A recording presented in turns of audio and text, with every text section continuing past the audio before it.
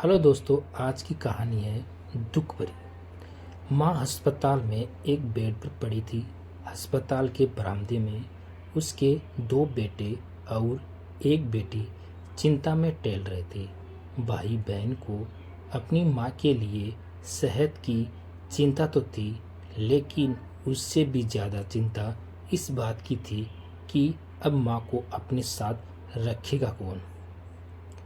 जब तक माँ स्वस्थ थी, इन तीनों से अलग अपने पुराने घर में रहती थी, लेकिन अब ऐसा करना खतरे से खाली नहीं होता और ऐसा करने से समाज में तीनों बेटे बेटियों का नाम भी खराब होता है।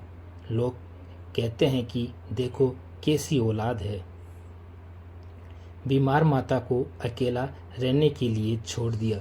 1 घंटे से बिना कोई बातचीत किए वह तीनों अपने अपने विचारों में खोए हुए थे। फिर बहन ने चुप्पी तोड़ते हुए अपने बड़े भाई की तरफ देखते हुए कहा, भैया आप बड़े हैं, इसलिए आपका कर्तव्य है कि माँ की उनकी देखभाल करे।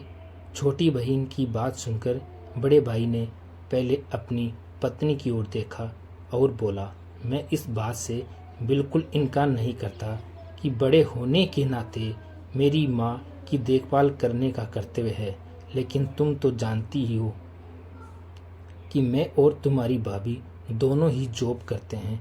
ऐसी हालत में माँ के साथ किसी न किसी को हर वक्त उनकी देखभाल करने के लिए उनके साथ रहना पड़ेगा, जो हमारे लिए बहुत मुश्किल हो जाएगा। बहन, तुम तो पूरा दिन घर ही रहती हो, तुम माँ को अपने साथ क्यों नहीं रखती? पैसे की चिंता मत कर, जो भी खर्चा आएगा मैं दे दूंगा।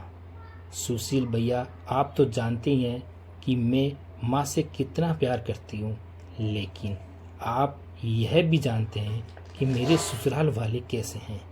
मैं बिल्कुल बर्दाश्त नहीं कर पाऊंगी कि कोई मेरी माँ को और मेरे भाइयों को भला बुरा कहे।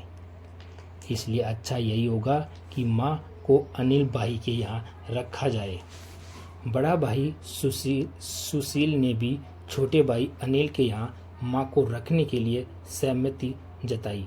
आप यह कैसी बातें कर रहे हो?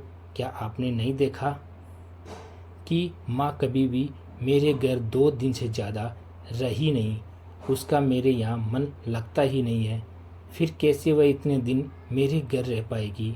छोटे भाई ने अपनी असहमति जताते हुए कहा।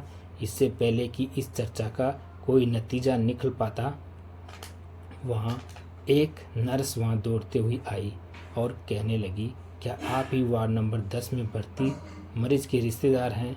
आपको डॉक्टर साहब अंदर बुला रहे हैं। सभी घबरा गए और दौड़ते हुए डॉक्टर के पास पहुँचे। डॉक्टर ने उनसे हाथ जोड़ते हुए कहा, आई एम सॉरी, मैं आपकी माताजी को नहीं बचा पाया। डॉक्टर की इस खबर ने सबके चेहरे पर झूठी मूठी दुख की परत तो चढ़ा दी थी, लेकिन सभी के दिल के किसी कोने में इस बात की खुशी भी छुपी हुई थी कि अब उन्हें माँ को नहीं संभालना पड़ेगा और माँ की वजह से उन्हें परेशान नहीं होना पड़ेगा। बच्चों को ये बात नहीं भूलनी चाहिए, जैसा वह बोएंगे वैसा ही तो काटेंगे। अगर आज वह अपने माँ बाप के साथ बुरा बर्ताव करते हैं तो उन्हें ये याद रखना चाहिए कि उनके बच्चे भी बड़े होंगे और वह भी बूढ़े होंगे। जो उन्होंने अपने माँ बाप के साथ किया है, उनके बच्चे भी उनके साथ वही करेंगे।